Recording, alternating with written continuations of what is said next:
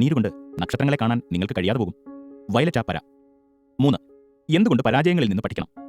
Google തരംതിരിച്ച പുസ്തകങ്ങളിൽ publications digitised and classified by Google as books നിന്നുള്ള വിവരങ്ങളിൽ വിജയങ്ങളിൽ നിന്നുള്ള പഠനം ലേണിംഗ് ഫ്രം സക്സസ് എന്ന വാക്യവും പരാജയങ്ങളിൽ നിന്നുള്ള പഠനം ലേണിംഗ് ഫ്രം ഫെയിലിയേഴ്സ് എന്ന വാക്യവും എത്ര തവണ ഉപയോഗപ്പെട്ടിരിക്കുന്നു എന്നതിനെ അടിസ്ഥാനമാക്കി ഉണ്ടാക്കിയ ഗ്രാഫാണ് താഴെ കാണുന്നത്. ഇതിനെ എൻഗ്രാംസ് എന്ന് ഗൂഗിൾ വിളിക്കുന്നു. ഈ ഗ്രാഫ് ശ്രദ്ധിച്ചാൽ കഴിഞ്ഞ 50 കൊല്ലങ്ങളിൽ പരാജയങ്ങളിൽ നിന്നുള്ള പഠനം എന്നത് എത്ര കൂടുതലായി ഉപയോഗപ്പെട്ടിരിക്കുന്നു എന്ന് മനസ്സിലാവും. കാരണം 1970-കൾക്ക് ശേഷമുണ്ടായ വിവരസാങ്കേതിക വിദ്യയുടെ അപാരമായ വളർച്ചയും അതിന്റെ ഫലമായുണ്ടായ ആഗോള മാറ്റങ്ങളും പരാജയങ്ങളിൽ നിന്ന് കൂടുതൽ പഠിക്കുവാൻ മനുഷ്യനെ നിർബന്ധിതനാക്കി എന്നതാണ് യാഥാർത്ഥ്യം. പഴയ കാലഘട്ടത്തിനേക്കാൾ പരാജയങ്ങളിൽ നിന്ന് പഠിക്കുന്ന പ്രവണത ഈ കാലഘട്ടത്തിൽ കൂടി വന്നിട്ടുണ്ട് എന്ന് വ്യാഖ്യാനിക്കാം. പരാജയങ്ങളോടുള്ള ഭയം പഠനത്തോടുള്ള ഭയമാണ്. പൊതുവെ ഭൂരിപക്ഷം ഭയങ്ങളും യുക്തിഹീനമാണ്. ഉദാഹരണത്തിന്, ബസ്സിൽ യാത്ര ചെയ്യുവാനാണോ വിമാനത്തിൽ യാത്ര ചെയ്യുവാനാണോ കൂടുതൽ ഭയം എന്ന് ചോദിച്ചാൽ ഭൂരിപക്ഷം ആളുകളും വിമാനത്തിൽ യാത്ര ചെയ്യുവാനാണ് ഭയം എന്നാവും പറയുക. കാരണം ചോദിച്ചാൽ വിമാനയാത്രയാണ് അപകട സാധ്യത കൂടുതലുള്ളത് എന്ന് പറഞ്ഞേക്കും. പക്ഷേ സ്ഥിതിവിവര കണക്കുകൾ എടുത്താൽ ബസ് അപകടങ്ങളിൽ മരിക്കുന്നവരുടെ 1,00,000 അനുപാതം പോലും വിമാനാപകടങ്ങളിൽ മരിക്കുന്നില്ല എന്ന് കാണാം. എന്നിട്ടും ആളുകൾ വിമാനയാത്രയെ യുക്തിക്ക് നിരക്കാത്ത രീതിയിൽ ഭയപ്പെടുന്നു. മറ്റൊരു ലളിതമായ ഉദാഹരണം പറയാം. പട്ടിയെയാണോ പാമ്പിനെയാണോ പേടി എന്ന് ചോദിച്ചാൽ പാമ്പിനെ എന്നാവും മിക്കവരുടെയും ഉത്തരം. എന്നാൽ പട്ടികടി ഏൽക്കുന്ന ആളുകളുടെ 100-ൽ 1 പോലും പാമ്പുകടി ഏൽക്കുന്നില്ല എന്നതാണ് വാസ്തവം. ചുരുക്കത്തിൽ ഭൂരിപക്ഷം ഭയങ്ങളും വളർച്ചാ കാലഘട്ടത്തിൽ മനുഷ്യൻ ആർജിക്കുന്നതാണ്. പരാജയങ്ങളോടുള്ള ഭയവും ഇതേപോലെ ആർജിതമാണ്, ജന്മനാ ലഭിക്കുന്നതല്ല. പരാജയങ്ങളോടുള്ള പേടി ഫിയർ ഓഫ് ഫെയിലിയർ റിസ്ക് എടുക്കുവാനുള്ള നമ്മുടെ പ്രവണതയെ ഇല്ലാതാക്കുകയോ കുറയ്ക്കുകയോ ചെയ്യുന്നു. റിസ്ക് എടുക്കാതിരിക്കുക എന്നത് വിജയങ്ങളെ വേണ്ടെന്ന് വയ്ക്കുന്നതിന് തുല്യമാണ്. നിങ്ങൾ റിസ്ക് ഒഴിവാക്കുമ്പോൾ എത്ര പരാജയ സാധ്യതകളെ ഒഴിവാക്കുന്നുവോ അത്ര തന്നെ വിജയ സാധ്യതകളെയും ഒഴിവാക്കുന്നുണ്ട്. വാണിജ്യശാസ്ത്രത്തിൽ കൊമേഴ്സ് ലാഭത്തെക്കുറിച്ചുള്ള നിർവചനത്തിൽ നിങ്ങൾ എടുക്കുന്ന റിസ്കിന് കിട്ടുന്ന പ്രതിഫലമാണ് ലാഭം എന്ന് പറയുന്നുണ്ട്. റിസ്ക് എടുക്കുന്നില്ലെങ്കിൽ ലാഭമില്ല എന്നർത്ഥം. റിസ്ക് എടുക്കാതിരിക്കുകയാണ് സുരക്ഷിതത്വം, സേഫ്റ്റി എന്ന് ചിന്തിക്കുന്നവരാണ് ബഹുഭൂരിപക്ഷവും. എന്നാൽ ഒരർത്ഥത്തിൽ സുരക്ഷിതത്വം വളർച്ചയുടെ വേഗത്തെ ബാധിക്കുന്നു. ഉദാഹരണത്തിന്, കപ്പൽ എപ്പോഴും സുരക്ഷിതമായിരിക്കുന്നത് തുറമുഖത്താണ്. എന്നാൽ തുറമുഖത്തിടാനല്ല കപ്പൽ നിർമ്മിച്ചിരിക്കുന്നത്. കാർ ഏറ്റവും സുരക്ഷിതം കാർപോർച്ചിലാണ്. പക്ഷേ കാറിന്റെ ഉപയോഗം കാർപോർച്ചിലിടുകയല്ല, റോഡിലൂടെ ഓടിക്കുകയാണ്. ഇതുപോലെ തന്നെയാണ് മനുഷ്യജീവിതവും. അത് കൂടുതൽ സുരക്ഷിതമാവുമ്പോൾ വളർച്ച കുറയുകയും ചെയ്യും. അതുകൊണ്ടാണ് ജീവിതത്തിൽ റിസ്ക് എടുക്കണമെന്ന് പറയുന്നത്.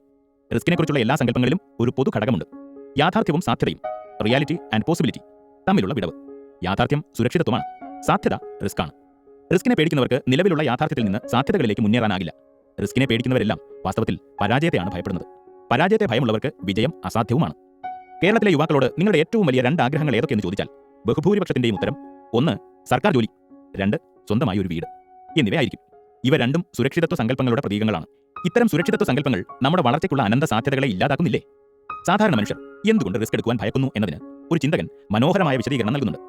റിസ്ക്കും നിയന്ത്രണവും കൺട്രോൾ തമ്മിൽ ബന്ധമുണ്ട്. നിയന്ത്രണം കുറയുമ്പോൾ കൂടുതൽ റിസ്ക് അനുഭവപ്പെടും. അപ്പോഴാണ് നമുക്ക് ഭയം അനുഭവപ്പെടുക. ഉദാഹരണത്തിന്, നിങ്ങൾ വേഗത്തിൽ കാർ ഓടിക്കുന്ന ആളാണ് എന്ന് കരുതുക. അങ്ങനെ ഓടിക്കുമ്പോൾ നിങ്ങൾക്ക് പൊതുവെ ഭയം ഉണ്ടാവാറില്ല. പക്ഷേ അതേ കാർ അതേ വേഗത്തിൽ മറ്റൊരാൾ ഓടിക്കുമ്പോൾ നിങ്ങൾക്ക് ചിലപ്പോഴൊക്കെ ഭയം അനുഭവപ്പെടാറുണ്ട്. കാരണം ആ സമയത്ത് കാറിന്റെ നിയന്ത്രണം നിങ്ങളുടെ കൈകളിലല്ല എന്നതാണ്.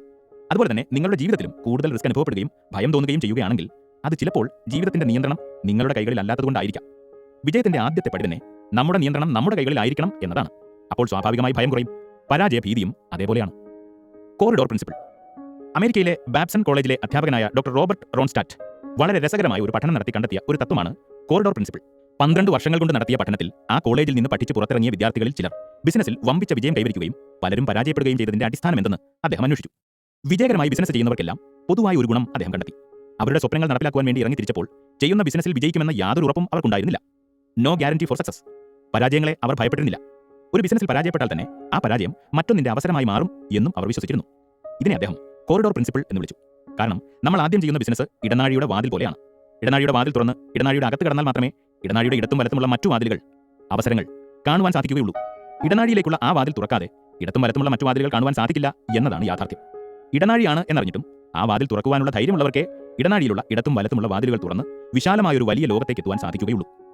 കോറിഡോർ പ്രിൻസിപ്പിൾ ശരിയാണെന്ന് തെളിയിക്കുവാൻ ഏറ്റവും നല്ല ഉദാഹരണം മക്ഡൊണാൾഡ് സാമ്രാജ്യത്തിന്റെ അധിപനായ റേ റേക്ക് ആണ്. അദ്ദേഹം തന്റെ 20-ാം വയസ്സിലാണ് വിൽപ്പനക്കാരനായി ബിസിനസ് ജീവിതം തുടങ്ങുന്നത്. പേപ്പർ കൊണ്ടുണ്ടാക്കിയ കപ്പ് വിറ്റും ബാക്കിയുള്ള സമയങ്ങളിൽ ജാസ് പിയാനോ വായിച്ചും ജീവിതം കഴിച്ചിരുന്ന റേക്ക് 1937 തന്റെ 35-ാം വയസ്സിൽ മിൽക്ക് ഷേക്ക് ഉണ്ടാക്കുവാൻ ഉപയോഗിക്കുന്ന യന്ത്രം ഉൽപ്പാദിപ്പിക്കുന്ന യേൾ പ്രിൻസിനെ കണ്ടുമുട്ടി. 35 വയസ്സുവരെ താൻ ഉണ്ടാക്കിയ എല്ലാ സമ്പത്തും മുതൽമുടക്കായി എടുത്തുകൊണ്ട് ആ മിൽക്ക് ഷേക്ക് യന്ത്രത്തിന്റെ മിൽക്ക് ഷേക്ക് മിക്സർ വിതരണ അവകാശം ഏറ്റെടുത്തു. അടുത്ത 17 കൊല്ലം സ്വയം ജോലി ചെയ്തും പലരെയും ജോലിക്ക് വെച്ചും ആ യന്ത്രം വിതരണം ചെയ്തുകൊണ്ടിരുന്നു. ആ ബിസിനസ്സിൽ അദ്ദേഹം 17 കൊല്ലം കൊണ്ട് നേടിയത് $1,00,000 നഷ്ടമാണ്. $1,00,000 നഷ്ടമുണ്ടാക്കിയ ആ ബിസിനസ് ഇടനാഴി അദ്ദേഹത്തിന് പുതിയൊരു അവസരം കാണിച്ചു തന്നു. അദ്ദേഹത്തിന്റെ ഉപഭോക്താക്കളിൽ മൗറിസ് മക്ഡൊണാൾഡ്, റിച്ചാർഡ് മക്ഡൊണാൾഡ് എന്നിവർ തങ്ങൾ നടത്തുന്ന ഭക്ഷണശാലയ്ക്ക് വേണ്ടി 8 മിക്സറുകൾ ഒന്നിച്ചു വാങ്ങി. അവർ എന്താണ് ചെയ്യുന്നത് എന്നറിയുവാൻ വേണ്ടി റെക് കാലിഫോർണിയയിലുള്ള അവരുടെ ഭക്ഷണശാലയിലേക്ക് ചെന്നു. അങ്ങനെയാണ് റെക്കിന്റെ 52-ാം വയസ്സിൽ ഫ്രാഞ്ചൈസി ബിസിനസിന്റെ ആദ്യ ചിന്ത ബുദ്ധിയിലേക്ക് വരുന്നത്. 1955 ഏപ്രിൽ മാസം അങ്ങനെ മക്ഡൊണാൾഡിന്റെ ആദ്യ ഫ്രാഞ്ചൈസിയായ ഭക്ഷണശാല അമേരിക്കയിലെ ഇല്ലിനോയ്സിന്റെ സമീപം റേക്ക് തുടങ്ങുന്നു. ആദ്യ ദിവസത്തെ കച്ചവടം $366.12 ആണ്. പരാജയങ്ങളുടെ രുചി മാത്രം പരിചയമുള്ള റേക്ക് 52-ാം വയസ്സിൽ പുതിയ സംരംഭം തുടങ്ങിയപ്പോൾ സുഹൃത്തുക്കളും ഭാര്യയും പുച്ഛത്തോടെയാണ് കണ്ടത്. 1961 മക്ഡൊണാൾഡ് കമ്പനി റേക്ക് വിലയ്ക്ക് വാങ്ങുന്നു. ഇന്ന് മക്ഡൊണാൾഡ് ഏകദേശം 120ഓളം നാടുകളിൽ 4 ലക്ഷം ജീവനക്കാരുമായി ജൈത്രയാത്ര തുടരുന്നു. 2010 വരുമാനം $24 ബില്യൺ, 1,20,000 കോടി രൂപ. യഥാർത്ഥത്തിൽ മിൽക്ക് ഷേക്ക് മിക്സർ വിതരണ ബിസിനസ്സാണ് റേക്കിന്റെ കോറിഡോർ.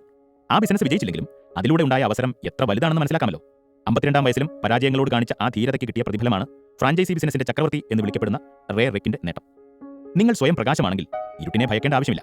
പ്രകാശത്തിന് മുമ്പിൽ ഇരുട്ടിനല്ലേ ഭയം ജനിക്കേണ്ടത്? നിങ്ങൾ പ്രകാശമാണെങ്കിൽ തെരുവ് വിളക്കുകൾ പ്രകാശിക്കാത്തതിൽ, മറ്റുള്ളവർ പ്രോത്സാഹിപ്പിക്കാത്തതിൽ പരാതി ഉണ്ടാവേണ്ടതുമില്ലല്ലോ. പരാജയങ്ങളുടെ പ്രയോജനങ്ങൾ.